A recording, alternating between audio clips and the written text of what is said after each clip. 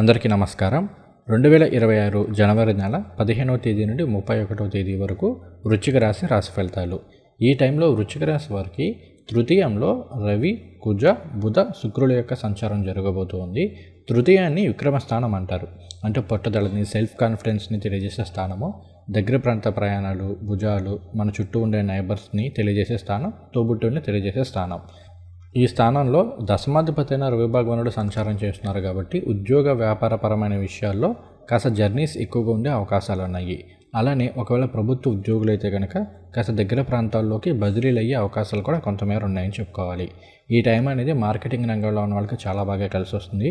ఎందుకంటే 3 అనేది కమ్యూనికేషన్ తెలియజేస్తూ ఉంటుంది కాబట్టి జర్నలిస్టులకు కావచ్చు, లేదంటే రైటర్స్కి కావచ్చు, అలానే సినిమా స్టోరీలు రాసే వాళ్ళకి కావచ్చు, వెబ్సైట్ డిజైన్ చేసే వాళ్ళకి కావచ్చు, గ్రాఫిక్ డిజైన్ చేసేవాళ్ళు, ఈ రకమైన ఫీల్డ్స్లో డిజైనింగ్ ఫీల్డ్లో ఉన్న వాళ్ళకి, ఇంటీరియర్ డిజైనింగ్ ఫీల్డ్, కమ్యూనికేషన్ ఫీల్డ్లో ఉన్న వాళ్ళకి చాలా బాగా కలిసి వస్తుందని చెప్పుకోవాలి. అలానే బీపీఓ ఇలాంటివి కూడా చాలా బాగా కలిసి వస్తాయి.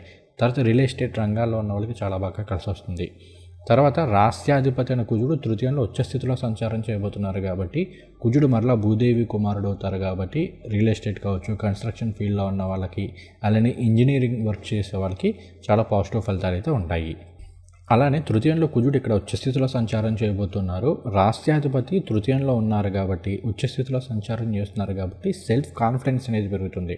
మొన్నటి వరకు నేను చేయగలనా లేదా, నా వల్ల అవుతుందా లేదన్న డౌట్తో ఉన్న వాళ్ళు ఈ టైంలో ఖచ్చితంగా చేయాలన్న తపన పెరుగుతుంది. దాని తగ్గ ధైర్యం అనేది మీకు చేకూరుతుంది. తర్వాత ఈ టైం అనేది క్రియేటివ్ రంగాల్లో ఉన్న వాళ్ళకి చాలా బాగా కలిసి వస్తుంది. తర్వాత లాయర్స్ కావచ్చు, డాక్టర్స్ కావచ్చు, చాలా బ్రహ్మాండంగా యోగిస్తుందని చెప్పుకోవాలి. అలానే ఇంకొకటి ఏంటి అంటే ఇక్కడ మనకి కుజుడు రాస్యాధిపతి, అలానే 6వ స్థానానికి కూడా అధిపతి.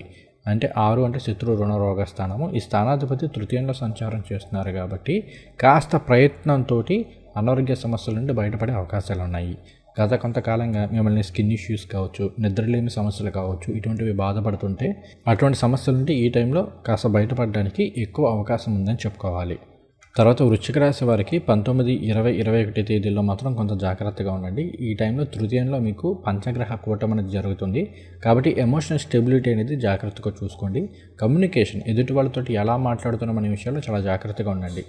కొన్ని సందర్భాల్లో మీ మాట తీరు సరిగ్గా లేకపోవడము, అంటే మీరు ఇంటెన్షనల్గా కాకపోయినా కూడా మీరు ఏదో ఒక మాట టక్కుమని అనేస్తే ఎదుటి వాళ్ళు దాన్ని సీరియస్గా తీసుకోవడము, దీనివల్ల చిన్న చిన్న ఇష్యూస్ వచ్చే అవకాశాలు ఉంటాయి.